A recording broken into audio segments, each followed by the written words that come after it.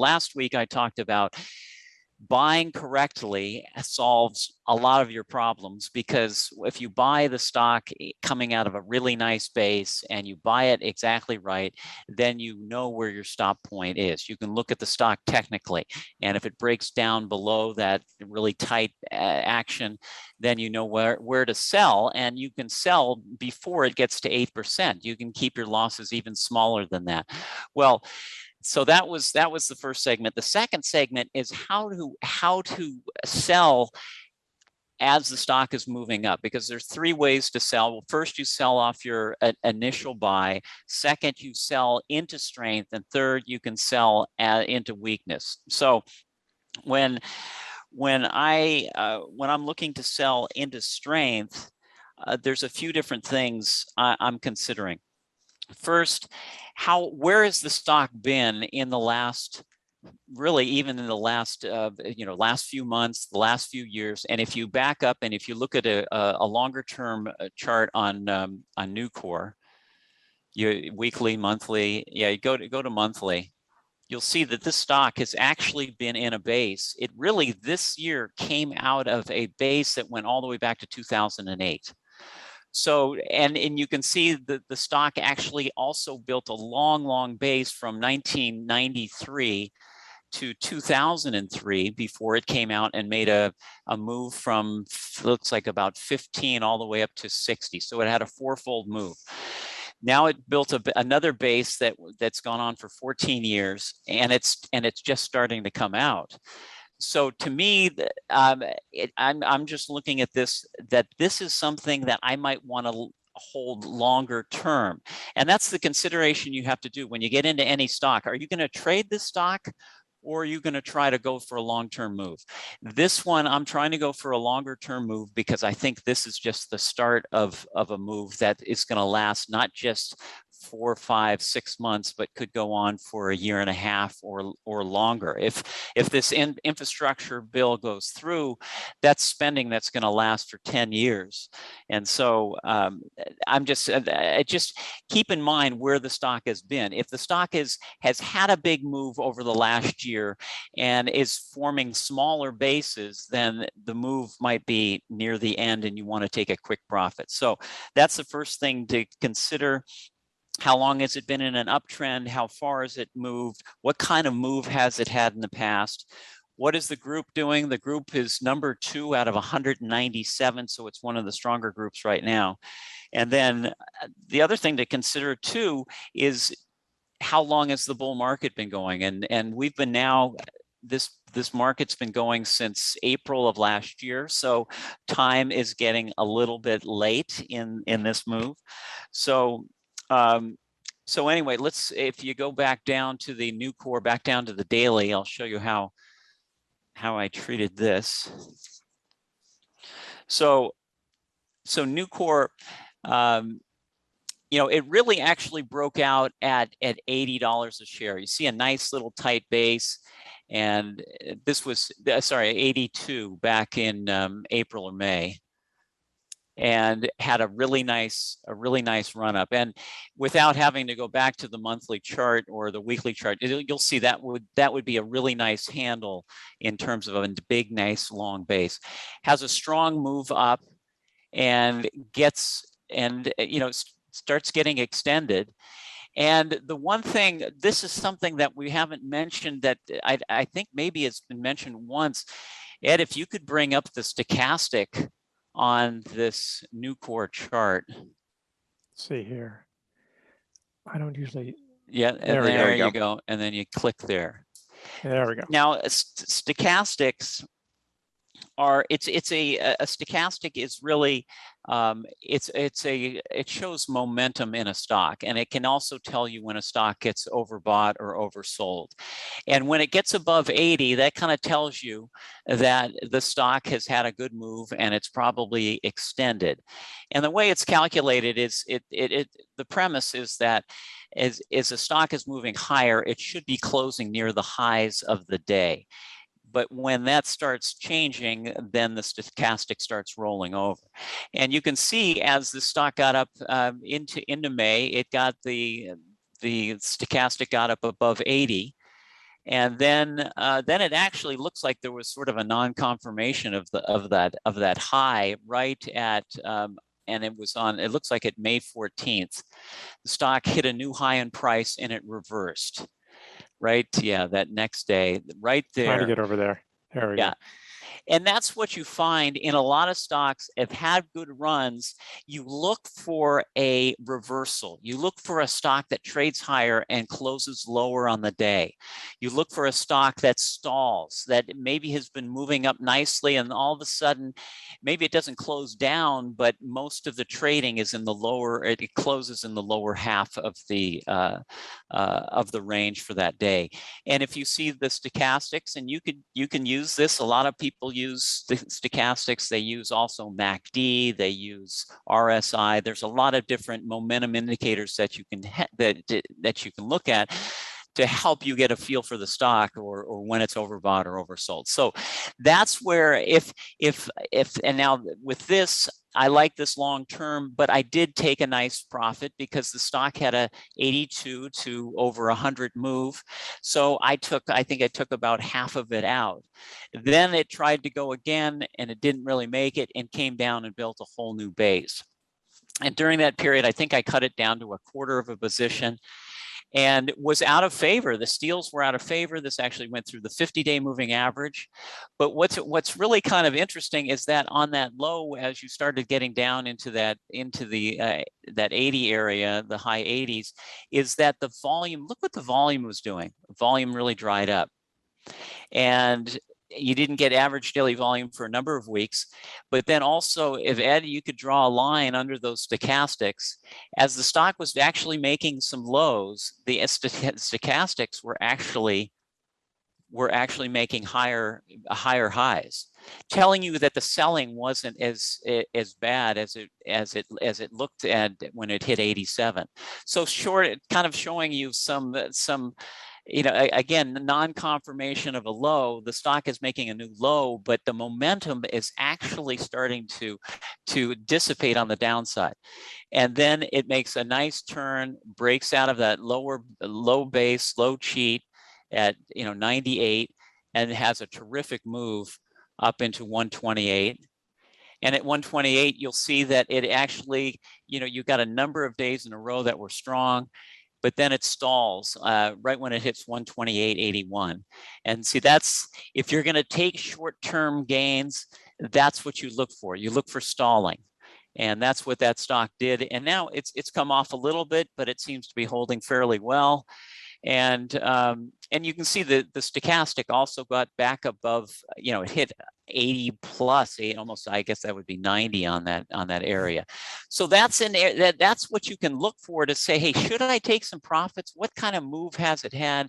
And look how strong has it been. So I still hold a position in the stock and it's acting well. The other one we could quickly go to is Crocs. CROX. And people are asking on Nucor, could you be buying it now, or would there be a buying? No, I wouldn't be buying it now because it's had a nice move up, and it's now into the second week of a base. And I would, hopefully it sits here for another couple of weeks, and then as it goes through that 128 area, that's where I'd pick it up. Gotcha. The other thing you can do is look at, maybe it'll pull back again. Maybe it'll hit that 21-day moving average.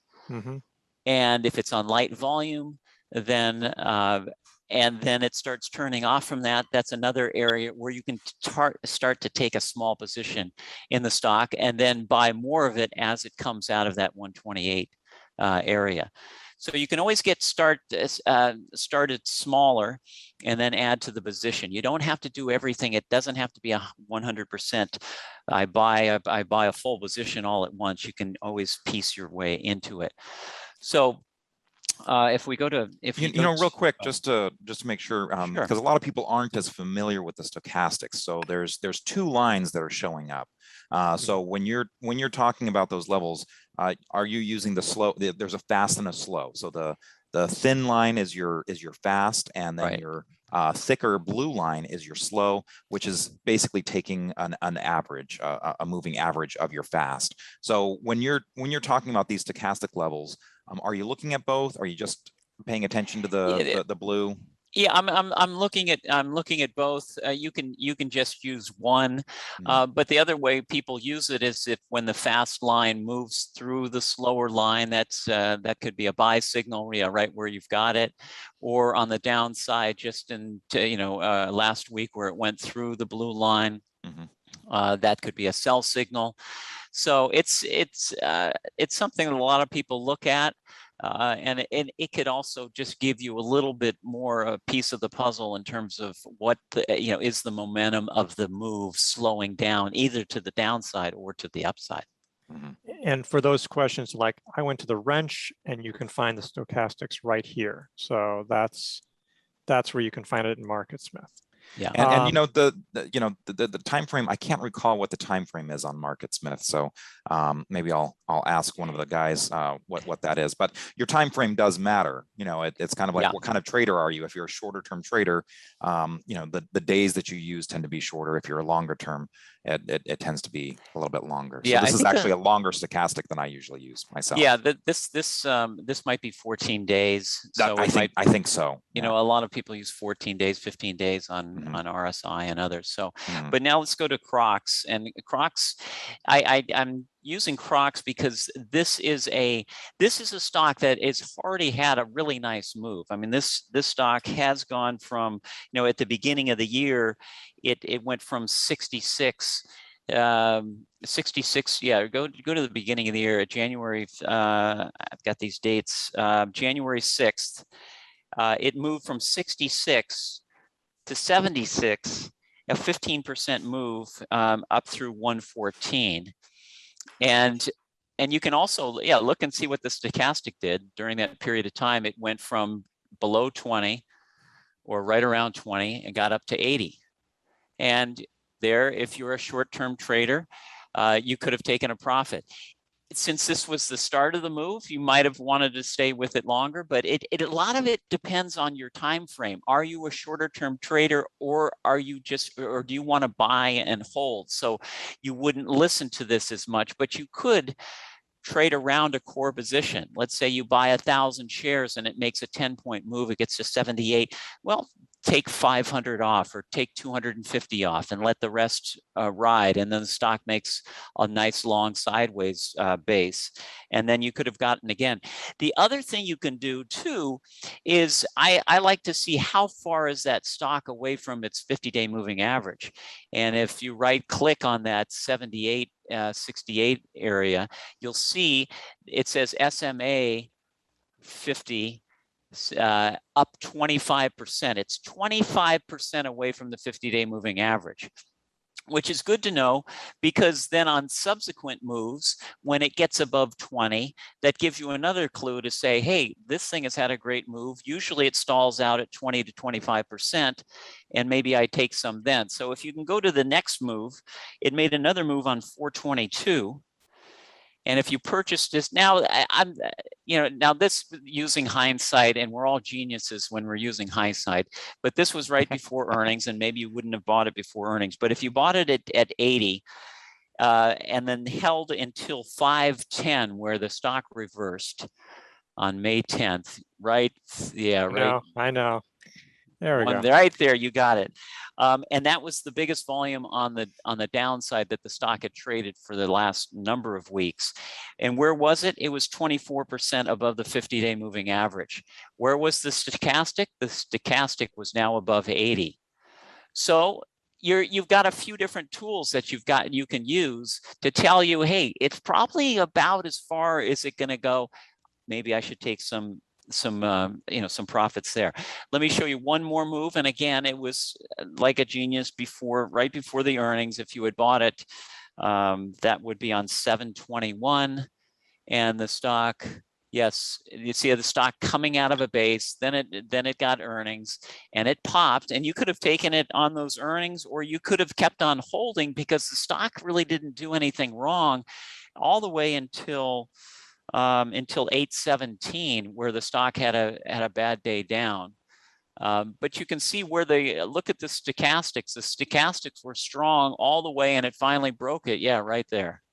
So I point this out because this is just a tool that you can use for some of your shorter term moves to give you nothing is ever going to be perfect. Nothing's ever going to be I'm buying exactly right and I'm always selling at the top.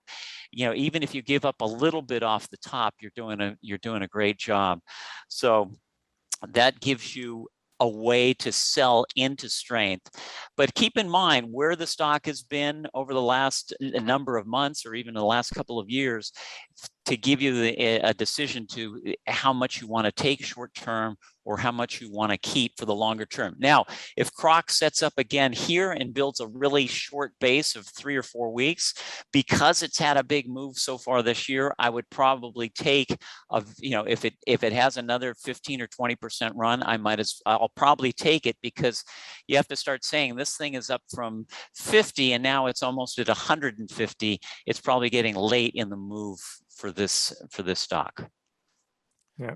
And I just wanted to just point out that Arusha did give me confirmation that it is a 14-day stochastic for that fast, and then the slow uses a 3-day moving average to slow it down.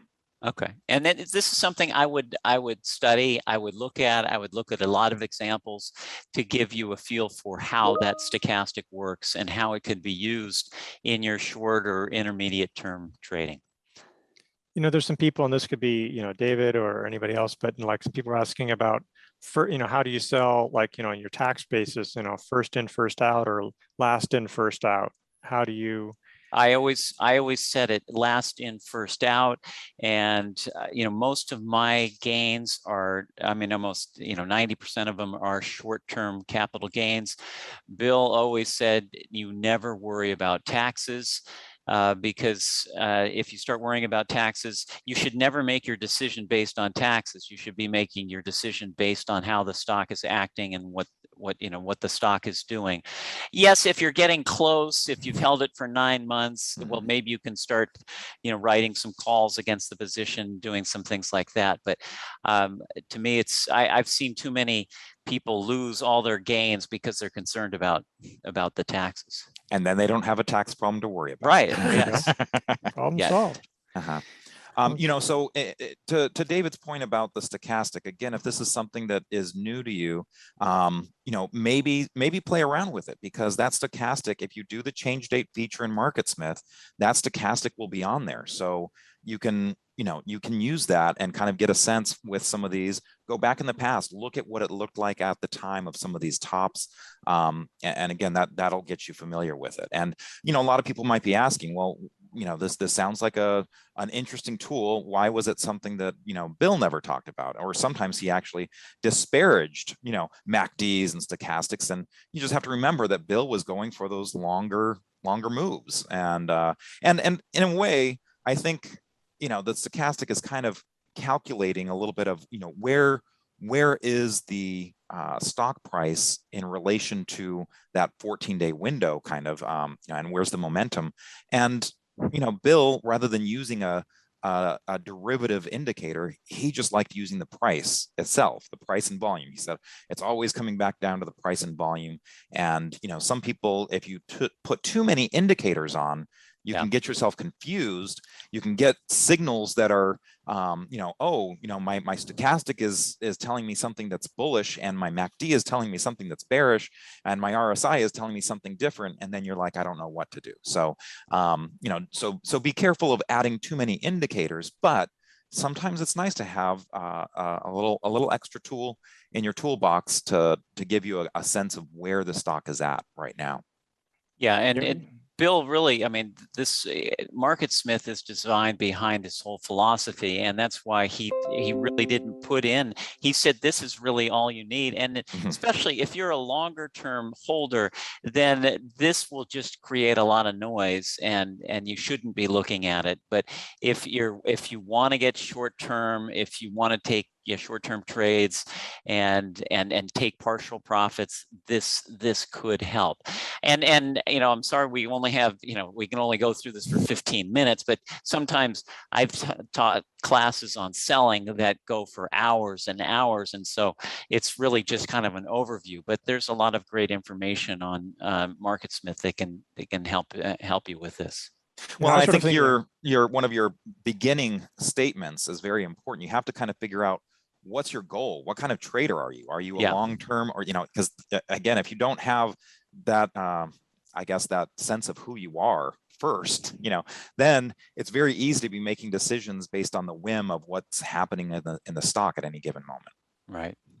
And I would just sort of think of sort of like the psychological indicators or secondary indicators. I mean, sort of think of these, go to stochastics and everything else as sort of secondary indicators, you know, Yeah. just something else. There's the price and volume, there's the market, but there's little things. It's like, you know, if you're sort of on the edge, do I want to buy? Do I want to sell? This is the kind of thing that can maybe, you know, give you a little indication about whether or not you want to go ahead with that.